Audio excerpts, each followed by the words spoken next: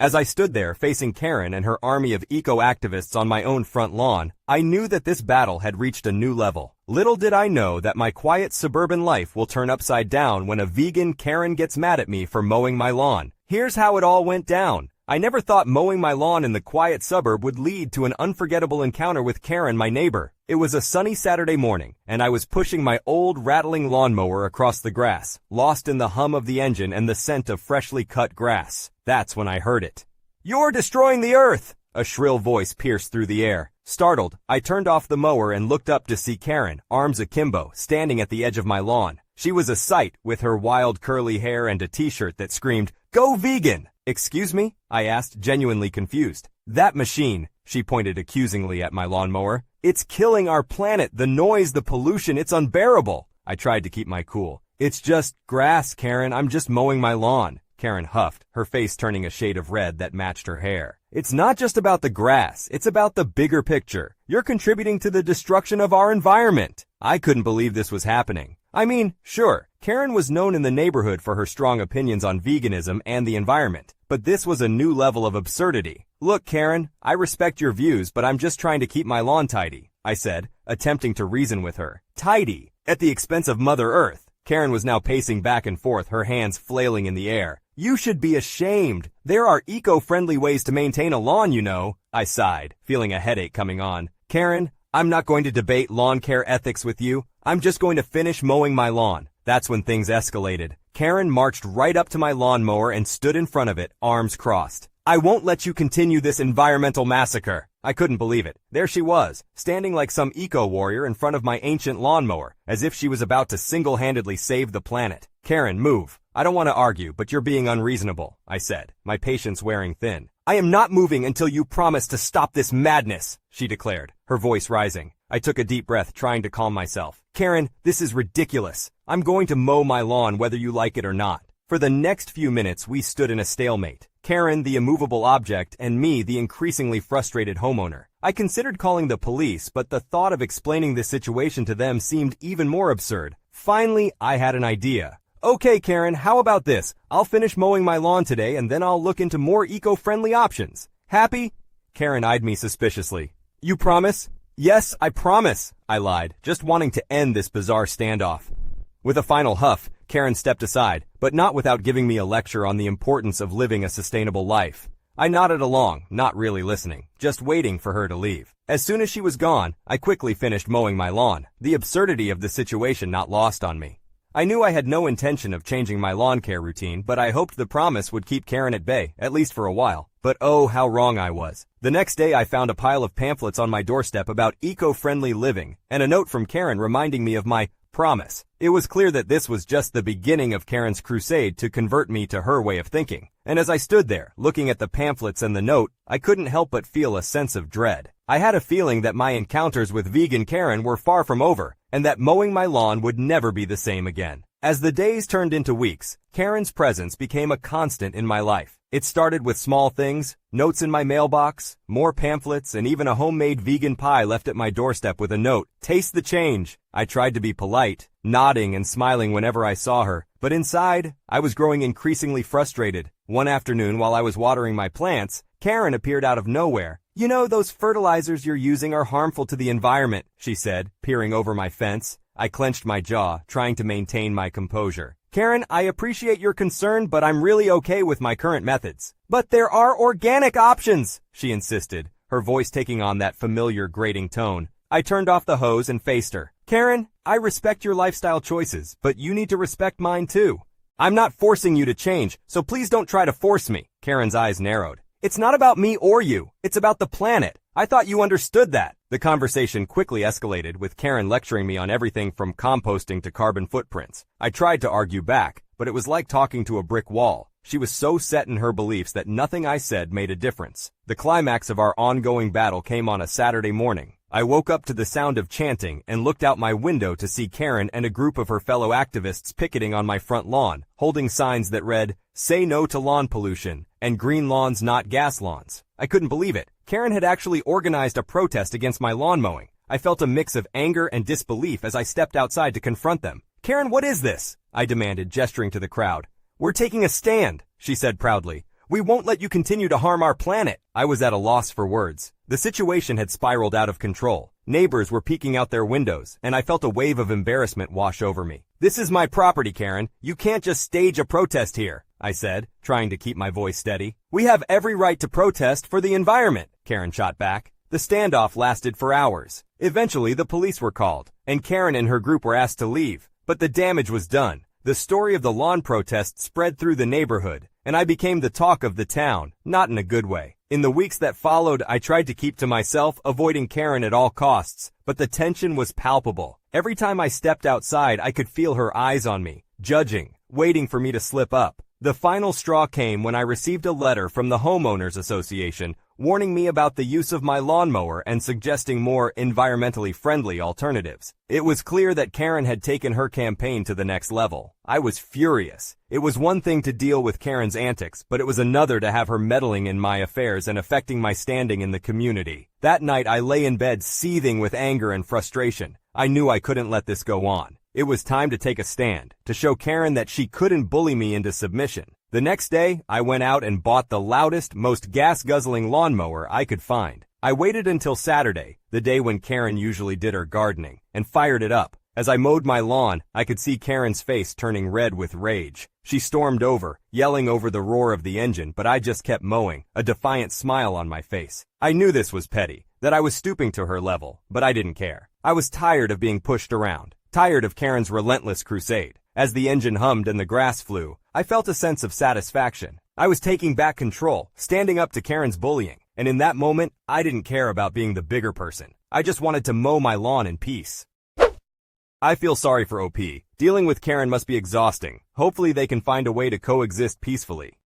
As we gathered for a family reunion in a secluded cabin, tensions rose as the responsibility of buying food fell solely on me and my significant other. With one cousin refusing to contribute financially and another insisting we buy extra food for his hungry 18-year-old son, the situation reached a breaking point. Little did we know, this was only the beginning of the chaos that awaited us. Here's how it all went down. Let's introduce the cast of characters and hopefully make things clearer. There's me and my significant other. There is my cousin, 1, their significant other, and their 2 children ranging in age from 7, 9, my aunt, my other cousin, 2, my other cousin, 3, and his son who is 18. Cousin 2 and 3 are siblings. We are all 40 and over. All have jobs except for the kids, the 18-year-old, and the aunt, who is retired. We've decided to plan a family reunion for 4 nights and 5 days. Cousin 2 paid $1,500 for the cabin and left the planning and buying of food to me and Cousin 1. Cousin 1 has not helped financially at all. That has left me and my significant other to buy the food. Because I knew it would fall on us for several months now, we've been buying food little by little when we buy our groceries. We estimate we will spend close to $1,000 when it's all said and done. We aren't planning elaborate meals, but buying food for 10 people for 11 meals adds up. Cousin 2 is well aware Cousin 1 isn't helping with the food and that it's just me and my significant other paying. Cousin 2 continually reminds me that we have an 18-year-old man coming and he eats a lot, and that we need to make sure we have enough for him. I explained I bought a package of 40 hamburger patties. Even if all 10 people eat 2 hamburgers each,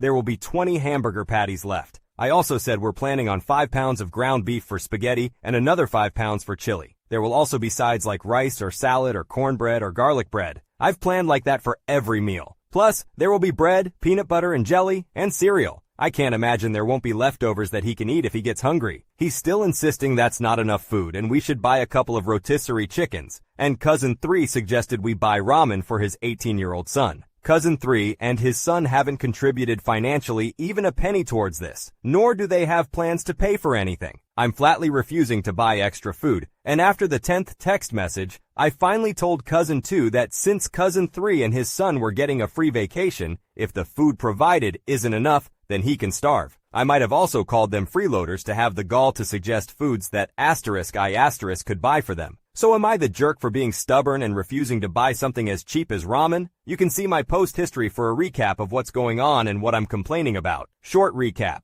We're going to a cabin in the woods for vacation. It's a family trip with extended family, including several cousins, a couple of kids, an aunt, and a significant other. One cousin paid for the cabin and left the planning and buying meals to me and another cousin. The other cousin has not helped buy anything. Literally nothing. We're talking probably close to $1,000 of food bought, and he hasn't contributed a single penny. He won't Venmo me money, won't buy stuff on his own, and constantly makes excuses. Last night he messaged me and the cousin that paid for the cabin saying he wanted to invite more people. The cousin that paid for the cabin said no and was actually polite about it. I've seen the texts. The cousin who hasn't contributed anything is now upset because he was told no. I'm just dumbfounded at this point. I don't have a lot of family left, which is why I've been biting my tongue about the ones not paying towards this trip. But I'm shocked that someone who hasn't contributed a single penny thinks they can invite 4 other people and then get upset when told no. Our weekend is almost over, and the last of the family leaves tomorrow, so I figured now would be a great time to give you guys an update. Quick recap for those who don't want to click on my post history to read the backstory. Cousins had a great idea to do a family reunion over Thanksgiving in a cabin in the woods. Not everyone was pulling their weight financially, and then one wanted to invite extra people. Said person got upset when he was told no. Well, the cousin who wanted to bring extra people did not bring them, and he actually bought groceries. There was a group list going, and he stopped before he got to the cabin and bought everything that was on the list that hadn't been bought yet. Then, 2 days later, we had to make a grocery run for more food. Several people had the munchies, and that was a decent bill, and he paid that.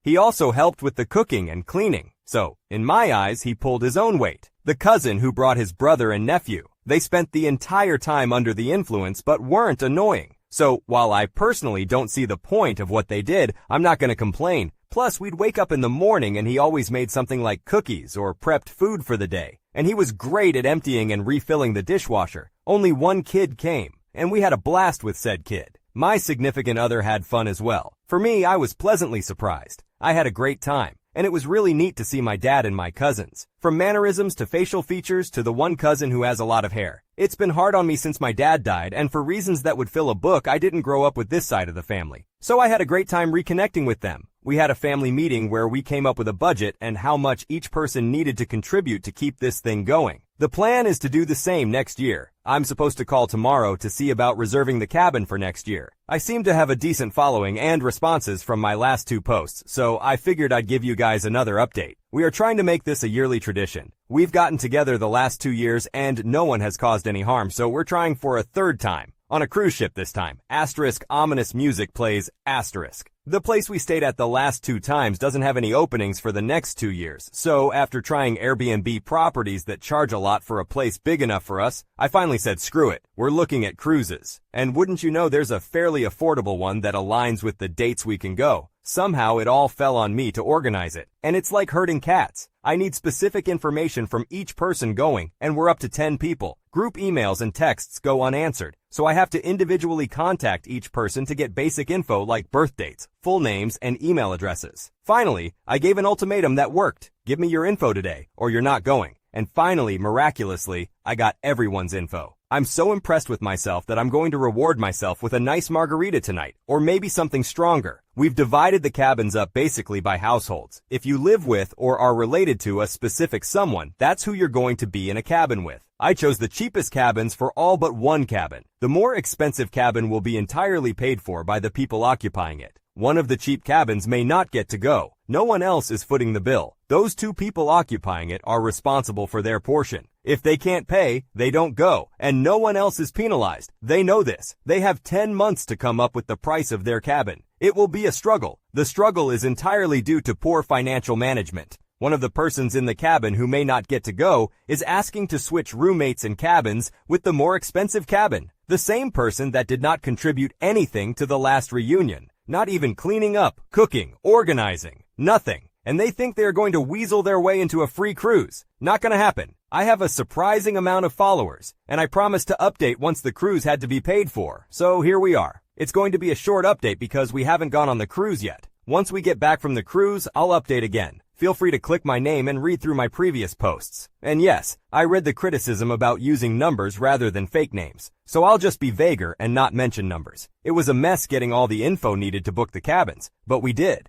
The entitled aunt tried to switch rooms with someone else who has a suite while only paying the inside cabin rate. That was shot down immediately. One cabin fell through, so those 2 will not be joining us. There was a breakup, and then the other person couldn't afford to pay for the cruise. Everyone else is paid for, and everyone paid for their own cabin. It did come down to literally the last moment. I expected the entitled aunt to have to drop out, but she somehow found the money. All but one cabin has bought the drink package. The cabin that can't afford to buy the drink package thinks they can buy wine, pour it out, and fill it with something stronger. We shall see if that is smuggled on board. Feel free to take bets on that. Another cabin wants to smuggle marijuana on board, even though they are well aware of the drug dogs at the port. That cabin plans to vacuum seal it. Feel free to take bets on if that cabin gets caught. My cabin will get on that ship whether the others do or not.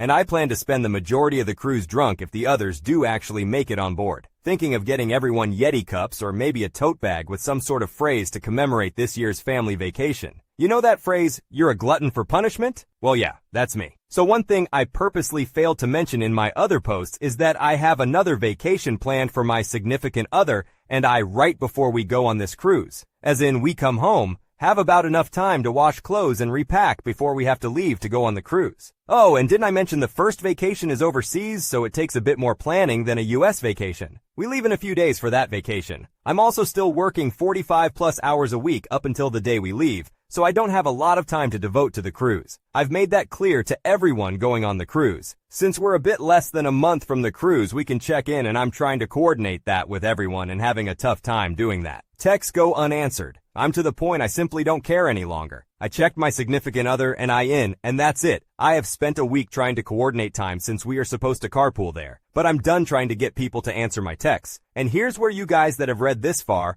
are looking for. The juicy stuff. The drama stuff. Back when we planned this cruise, everyone told me they had a passport. I thought that was the end of that. I didn't think I needed to investigate further into that. Unfortunately, I should have. So I explained to one how to check in online and mentioned having your passport handy so you can enter that info. Said person then takes that moment to inform me that their passport is expired. They also have no clue where their birth certificate is. At this point, said person may not be getting on the cruise. Luckily for them, they live in the state they were born in, and the state capital is just a few hours from their home. So I sent them a link to set up an appointment in person to get their birth certificate. I have not followed up with them to find out if they made the appointment or found their birth certificate. I'm officially done for this year trying to corral everything. I have gone above and beyond for a freaking year now, and I have no cares left to give. Who wants to take bets on if the one with the expired passport gets on the ship? Please see my profile for my other posts about my absolutely delightful family and our yearly vacation. Last I left you guys my significant other, and I were gearing up for an overseas trip, coming home, and then almost immediately going on this family cruise. Well, we are back from both, so now it's time for the updates. Our trip overseas was amazing. We got to spend time at a hotel that has amazing views of Mount Fuji, and we stayed at a ryokan with our own private hot spring. Absolutely amazing and picture perfect, and we will be going back. We got home, I had about enough time to wash clothes and repack before we got on the boat. So all of us live in the same state, some closer than others. The ones that live about 10 hours away started out Tuesday and spent the night in my town so we could carpool to the cruise terminal. The ones that live about 5 hours away decided to drive down the day of. They headed out about 4 a.m. Thanksgiving Day and met us at a place open Thanksgiving Day. And that's when they dropped the bomb on us. One of the persons in their party did not remember to pack their passport, and they didn't have their birth certificate. Yes, it is the same group that I mentioned before whose passport was expired. Same group, different person. That person miraculously found their birth certificate, so they were in a good position. We drove down to the cruise terminal, helped everyone with their luggage, and boy was there a lot of luggage. One of us went to inquire about the passport situation. He came back to let us know that the person who forgot their passport would absolutely not be allowed on the cruise. Said person had every opportunity to upload their passport ahead of time, and had they done that, they would have been allowed to sail. But nope, said person did not do it. So we watched two from our group board the bus back to the parking lot to retrieve their vehicle and head home. No temper tantrums, no blaming me, at least not yet. They're trying to obtain future cruise credit for their missed cruise, but it's not looking good. The rest of us got on the ship, and that's where the fun began. All of us have been on cruises before, so we knew what to expect, but nothing prepared us for this trip. This was a 5-day cruise on a small, older ship that wasn't laid out very well, especially in a post-COVID world. People had no concept of personal space anywhere. Not in the elevators, not in line for the buffet, not in line for coffee, not sitting at a table. They also had no concept of cleaning up after themselves or even flushing a toilet. Plates of half-eaten food in the stairwells next to the art pieces. Half-empty drinks all over the railings. Dirty tissues in the elevators. People, adults, and kids not covering their mouths when they sneeze or cough. There was a kid that looked to be about 7 who coughed directly on my arm, and the mom didn't apologize or even say anything to her child. I witnessed a lady smack another lady right by the service desk, and no action was taken. For a moment, I thought we were at a department store. This was not the experience any of us had on past cruises, so it was a total surprise to us. And on to the only bit of family drama that actually made it on the ship. The cousin who planned to bring edibles did apparently bring them and decided to consume 1 or 2 gummies and also drink excessively all night long and into the morning of embarkation while not sleeping the last night we were on the ship. It made for an unpleasant embarkation process trying to locate and remove that person from the ship. And I'm already planning the next family cruise. Hopefully, people will be better prepared for the next cruise. After listening to this story, it's clear that planning and organizing a family reunion or vacation can be a challenging task, especially when it comes to coordinating financial contributions and managing expectations. It's understandable that tensions can arise when some family members are not contributing their fair share or making additional demands without offering any support.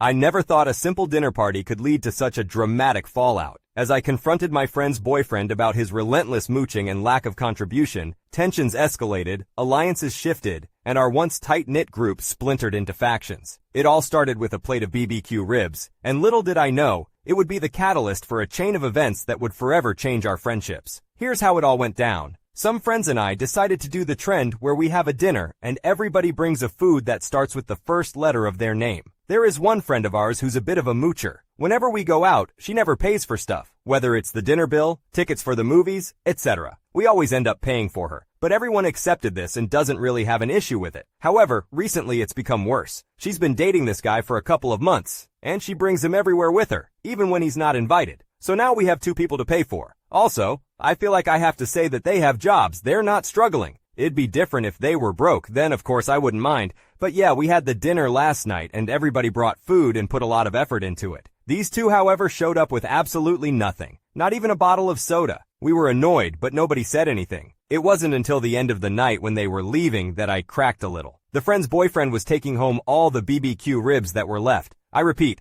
all of it, and it was a lot. Like, be considerate at least. He emptied the entire tray of ribs into a container. That's when I politely asked, "Can you maybe not take all of it? The others might want some too." He got all defensive and asked, "Why are you treating me like I'm stealing all the food?" I clarified that I never said such a thing and that I only asked that he didn't take all of it. He got angry, plopped the ribs back and said, "Fine, I don't need your food." To which I replied, "It kinda seems like you do, and to be honest, you shouldn't have eaten it all since you didn't contribute again as usual." Then my friend came, took him, and just left without saying anything. Now apparently she's angry with us. Mainly me. Most of my friend group doesn't think I did anything wrong, but there are a couple who are saying that I shouldn't have said anything. The thing is that I didn't even say anything to my friend because I don't mind that she doesn't contribute. Her boyfriend was the one irritating me. He eats the most food but doesn't contribute, drinks the most alcohol, doesn't contribute, orders really expensive meals at restaurants, doesn't contribute towards the bill. I guess I got kind of annoyed and snapped at him. I tried calling her to clarify that I don't have any issue with her, but she's ignoring me. I don't know, maybe I should have just left it alone. Let me clarify the reason I said I don't really have a problem with her not contributing. It's because I personally never paid for her in terms of dinner, tickets, etc.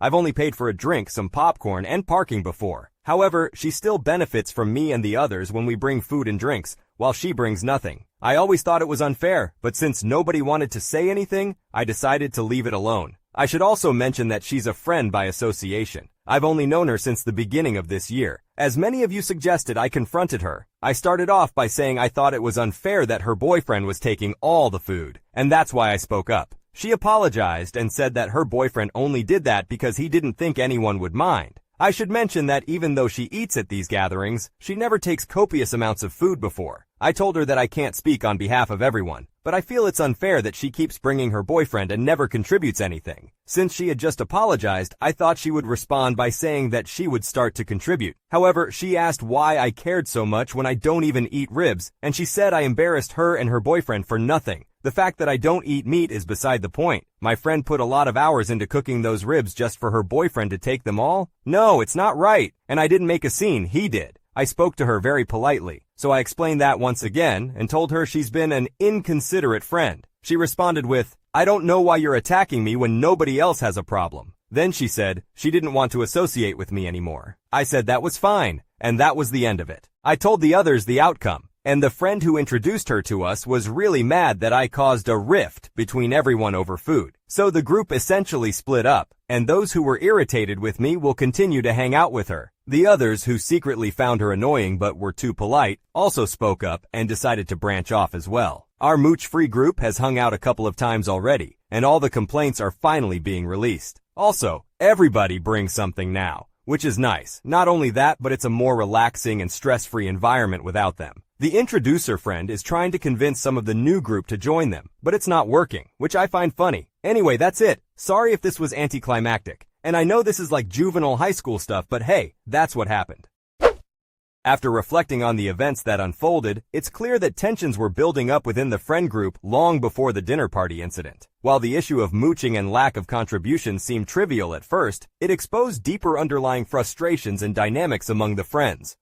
As the sole cook for Thanksgiving dinner, responsible for feeding over 20 people, I had meticulously planned and prepared for the annual feast. However, this year, burdened by emotional exhaustion from a recent separation and a lack of appreciation, I made a drastic decision to skip cooking and enjoy a day at the beach in Florida. Little did I know that this seemingly carefree choice would unravel a series of unexpected events, leading to the fracture of my marriage and an unforeseen twist in the holiday. Here's how it all went down. I have solely been responsible for cooking Thanksgiving dinner for 20-plus people for the last 8 years. I do all the shopping, cooking, and setting up. Months before Thanksgiving, I start looking at grocery prices and adjusting recipes to accommodate dietary restrictions, Caribbean family, vegans and pescatarians, meat eaters. I also make enough for the college-age kids to have leftovers. I usually make 3 turkeys, 2 party pans of mac and cheese, a party pan of mashed potatoes, stuffing, green bean casserole, collard greens, yams, mini seafood quiches, stuffed mushrooms, rolls, and a salad from scratch. Plus, I prepare all the desserts, including apple pie, sweet potato pie, cheesecake, homemade ice cream, and various breads, also made from scratch. I start making stocks and doughs on Tuesday night. I bake my bread for stuffing and make my cheesecake and pies on Wednesday after work. I cook all day on Thursday so we can sit down and start eating by 4 p.m., allowing my aunts who work the night shift as nurses to enjoy the meal.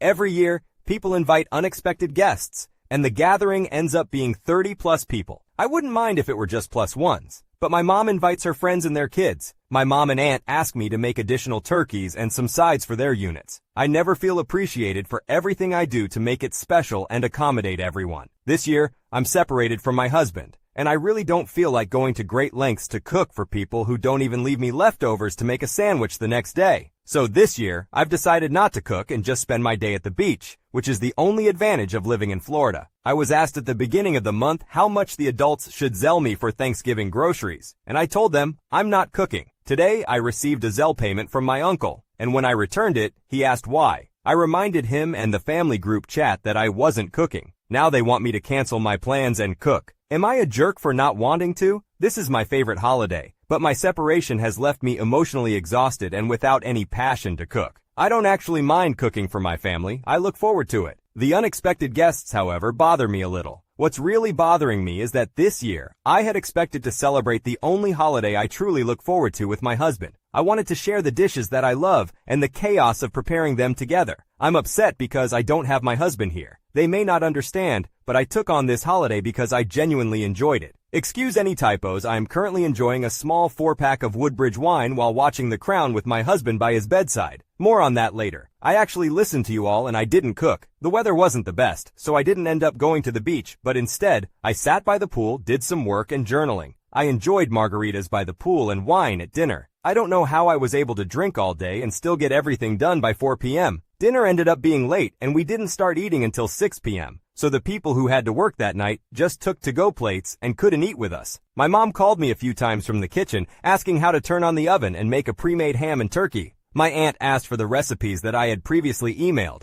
and asked if I could come over and supervise. I ignored the calls and texts. I did end up carving 2 out of 3 turkeys, ate, helped clean up, and went back to bed. My mom's friend ended up bringing herself and 6 other people, empty-handed. The creepy family friend did their usual routine of showing up empty-handed, eating, grabbing to-go plates, and leaving. My cousins were bummed that they didn't get any leftovers for their finals, and they were also shocked to see that their favorite dishes weren't made and that it didn't taste the same. No one besides my mom's friends took any leftovers home. They completely cleaned us out. I think they finally realized how much effort goes into it because my aunt complained about having to go to multiple stores, even though she was only responsible for making 1/3 of the food. My mom ordered from the fresh market, and apparently that was considered too much. On Thanksgiving Day, my husband and I spoke and had a great conversation about moving forward with our separation and what it's going to look like for us financially. We also discussed a rough timeline for when we should be legally divorced. On Saturday morning, I received a call from my husband's local hospital saying that he got injured while running. It turns out he had a stress fracture that resulted in a complete break in multiple places and needed surgery. Since I am still legally his wife and he hasn't updated his emergency contact, I flew up and I am currently at his bedside, hoping to get his family out here to take over. He didn't expect to wake up with me being there, but he was happy and thinks we should try counseling. All in all, I am emotionally drained. I am working from his bedside. I should be able to take him back to our house tomorrow and get him set up with his family and friends to take over. It has been nice being in a cold city and seeing him after so long, but I'm pretty sure this marriage is over. My therapist actually told me that I have to start putting myself first, and this was a good first step.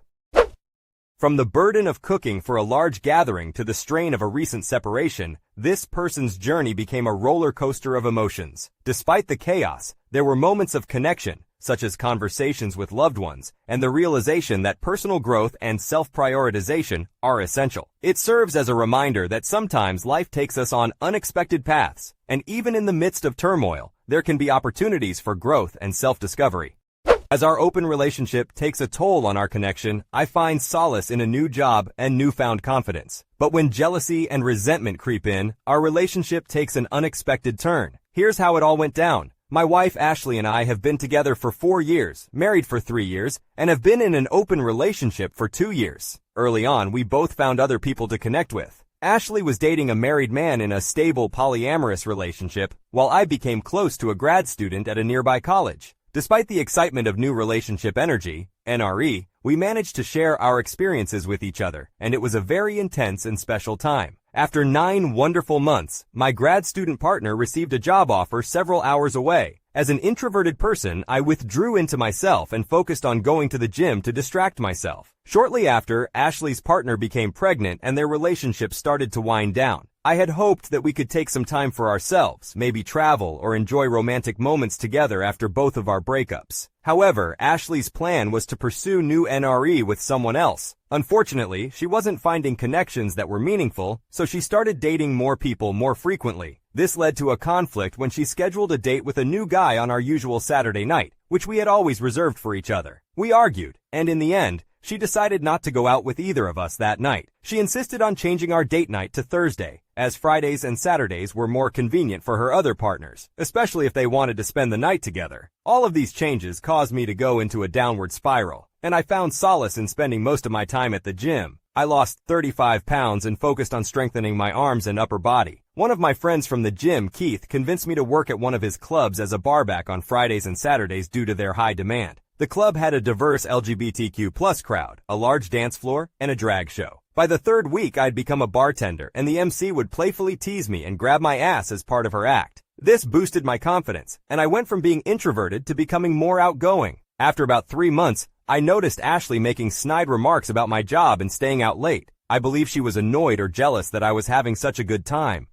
She felt like she was constantly facing rejection in her dating life, rarely getting more than a few dates with any one person before it ended, or they ghosted her. Meanwhile, I was attending after-parties and hooking up, often not returning home until sunrise. And then, the big storm arrived. I knew I would be spending the night with someone I regularly meet at the bar, so I texted Ashley to let her know I wouldn't be home until the next morning. However, she responded with a lengthy text expressing how I ruined the mood on her date and caused problems. The next day, we had a big argument. Ashley had mentioned that she would be spending the night somewhere on Friday, so after work, I invited some people over to my house. Unfortunately, Ashley had a fight with her boyfriend and came home early to find me in the hot tub with 3 naked women, 2 of whom were lesbians, although the picture didn't show that. Ashley and her date decided to go see a drag show on Saturday. The venue was crowded, with 3 bachelorette parties in attendance who were having a great time. I was helping clear empty glasses from the tables while getting teased by the MC and one of the other performers, which led the bachelorette groups to become even more playful. Despite the busy atmosphere, I didn't see Ashley, but Kevin did, and saw her leave in a huff with her puzzled date.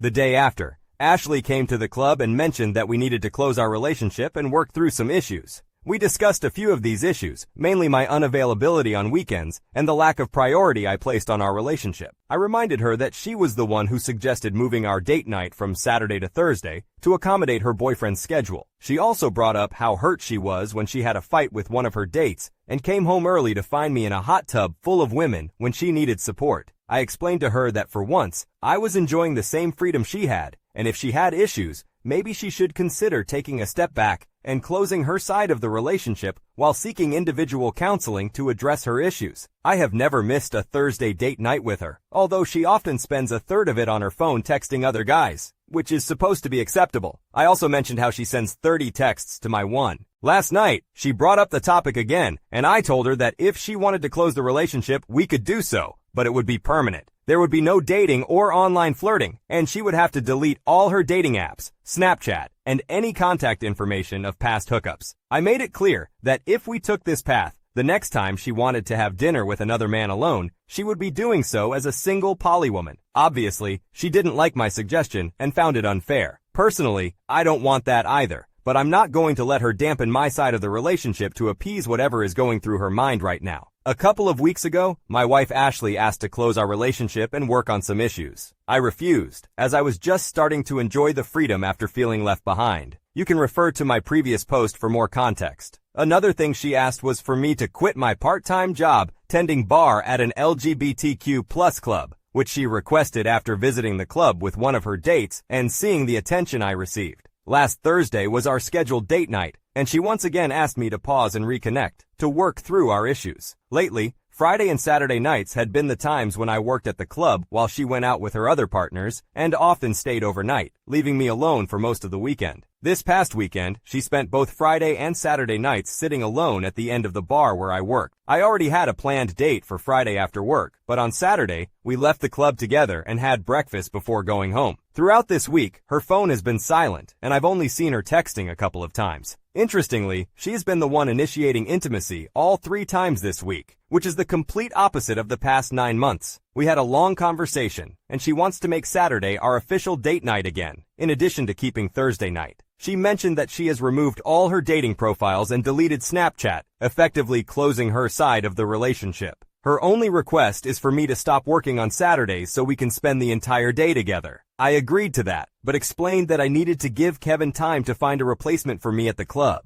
We will be spending this afternoon with her family and having lunch tomorrow with mine for Thanksgiving. Ashley has found a new individual therapist whom she will start seeing next week, and she also wants to have additional sessions with our couples counselor for the next couple of months. She hopes, though she hasn't pushed for it, that I will close my side of the relationship as well. However, I haven't made up my mind yet, so I'll wait and see for now. Both partners experienced moments of jealousy, resentment, and miscommunication, which strained their connection. However, they also made efforts to address the issues and seek individual and couples counseling to work through their challenges. It remains to be seen how their relationship will evolve and whether both partners will choose to close their side of the relationship. If you enjoyed today's stories, check out the other videos on your screen now. Submit your own stories at you'rethejerk.com. Subscribe now or you're definitely the jerk.